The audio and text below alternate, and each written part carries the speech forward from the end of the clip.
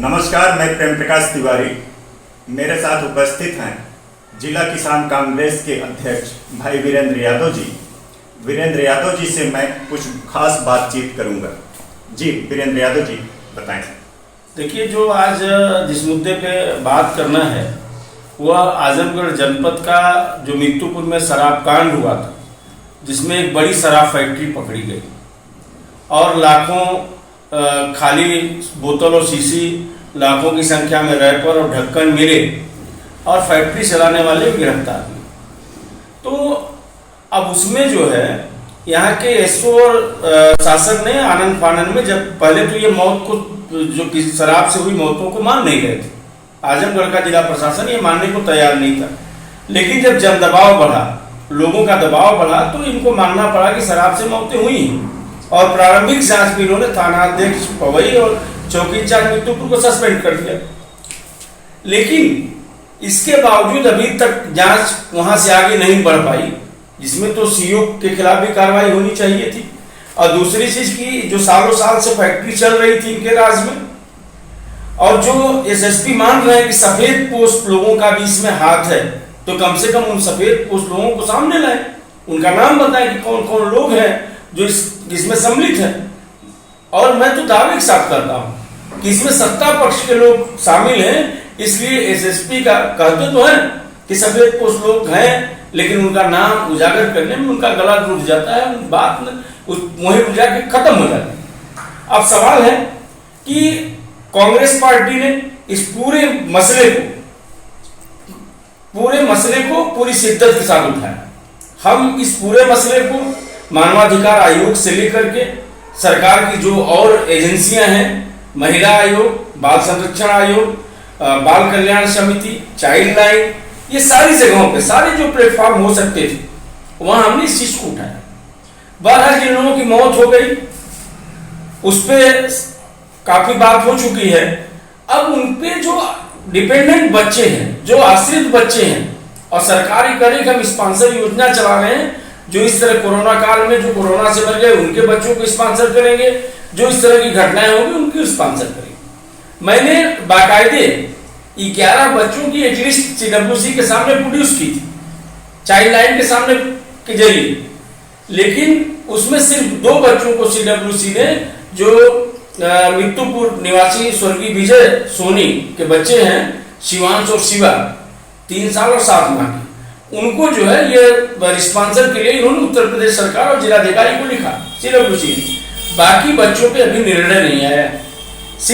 Child line ने अम्बेडकर नगर के CWC को भी पत्र लिखा है हमारे अनुरोध पे, लेकिन अभी अम्बेडकर नगर की जो सीडब्ल्यूसी है वो जो है इस पे न कोई जांच करा रही है, न कोई बात कर रही है। दरअसल सबसे बड़ा जो सवाल है कि उत्तर प्रदेश की सरकार जो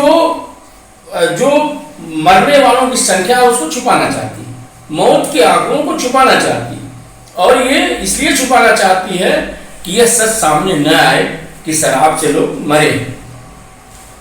तो ये जो सच छुपाने का सरकार का मामला है, उसके खिलाफ हम लोग डोर टू डोर हम लोग गए। लगातार हम लोग जो है शासन को अपडेट कर रहे हैं, आयोगों को अपडेट कर रहे हैं, और हम लोग ये कर रहे हैं कि चाइल्ड लाइन ने तो माना कि लगभग 150 बच्चे शराब कांड से प्रभावित, तो 150 बच्चों को स्पॉन्सरशिप देने में दिक्कत क्या है उत्तर प्रदेश सरकार को? जब पैसा भी है, स्कीम भी है, चीजें भी हैं, तो ये सरकार क्यों नहीं देना चाहती? तो हम लोग लगातार कांग्रेस पार्टी के फोरम से इस बात की मांग करते रहे हैं कि जो भी सरकार की योजनाएं हैं उनको, इन बच्चों को उनमें शामिल किया जाए। लेकिन सरकार इसलिए नहीं शामिल कर रही है कि वह आंकड़ों की बाजीगरी के जरिए जो है जो सच्चाई उसको छुपाना चाहती। तो अभी तक आपने क्या किया इस संबंध में? इस संबंध में हम लोग एक तो चाइल्ड लाइन को हमने सूचना दिया, हमने मानवाधिकार आयोग, बाल संरक्षण आयोग, महिला आयोग समेत जिलाधिकारी, कमिश्नर, सबको जो है पत्र लिख करके अवगत कराया कि इसकी एक आप सर्वे करा लीजिए। जो बच्चे जिस तरह प्रभावित हुए हैं, जो बच्चे प्रभावित हैं उनकी लिस्ट बन जाए, कितने बॉयज हैं, कितनी गर्ल्स हैं, इस सबका आंकड़ा इकट्ठा कर लिया जाए और चाइल्ड लाइन ने भी इसके लिए जो है उस शासन को लिखा है, लेकिन अभी तक इस तरह की कोई सर्वे टीम नहीं बनी जो इस तरह का सर्वे करे कि कौन कौन बच्चे प्रभावित हैं। तो अभी तक आप जहाँ भी गए हैं, जिसके भी घर पहुँचे हैं, उसमें आपको कोई ऐसा बच्चा मिला कि जो जिसमें इस तरह का सरकार कुछ सहयोग करे? देखिए है क्या कि जो मरने वाले उनका एज ग्रुप 25 से 45 वर्ष है और वो सब मजदूर परिवार से हैं, गरीब लोग हैं।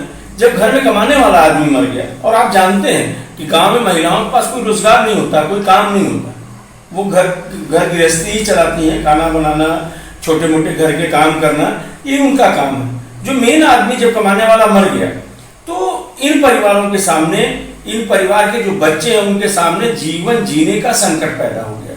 मैं सीधे सीधे इस बात को कह रहा हूं कि इनका जीवन जीने का संकट इनके सामने पैदा हो गया है और सरकार को उसको हल करना चाहिए, क्योंकि इस सरकार की सीधे सीधे ये जवाबदेही है कि जो भी बच्चे इस तरह के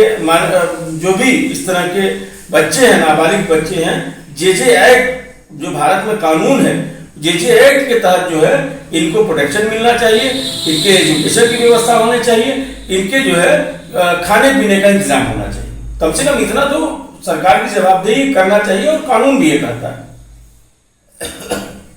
तो इस समय आप क्या कर रहे हैं इस मामले को लेकर के? देखिए, अभी सरकार ने चूंकि सर्वे नहीं कराया, हम लोग इसको, हमारे पार्टी के कार्यकर्ता, हमारे साथी इसका पूरा जो है डेटा कलेक्शन में लगे हुए हैं और हम लोग जो भी 2-4 दिन का टाइम लगे ये पूरा डाटा कलेक्ट करके हम सरकार को भेजेंगे, आयोगों को भेजेंगे, और अगर 1-8 महीने में ये लोग कार्रवाई नहीं करते हैं तो मजबूरन हमको जो है कोर्ट का सहारा लेना होगा। हम हाई कोर्ट जाएंगे, उच्च न्यायालय जाएंगे और डीएम एसपी समेत मैं तो मांग कर रहा हूं कि आखिर इतनी बड़ी घटना हुई और ये सोच चौकी इंचार्ज के खिलाफ ये जांच में भी हो गया, इनको सस्पेंड तो आपने इसीलिए किया कि ये दोषी पाए गए प्रथम दृष्टया, तो हम करेंगे इनके खिलाफ एफआईआर क्यों नहीं? इनके खिलाफ 302 का एफआईआर होना चाहिए, हत्या का मुकदमा चौकी इंचार्ज के और थाना अध्यक्ष के खिलाफ होना चाहिए, लेकिन अभी तक इन्होंने कोई एफआईआर नहीं की।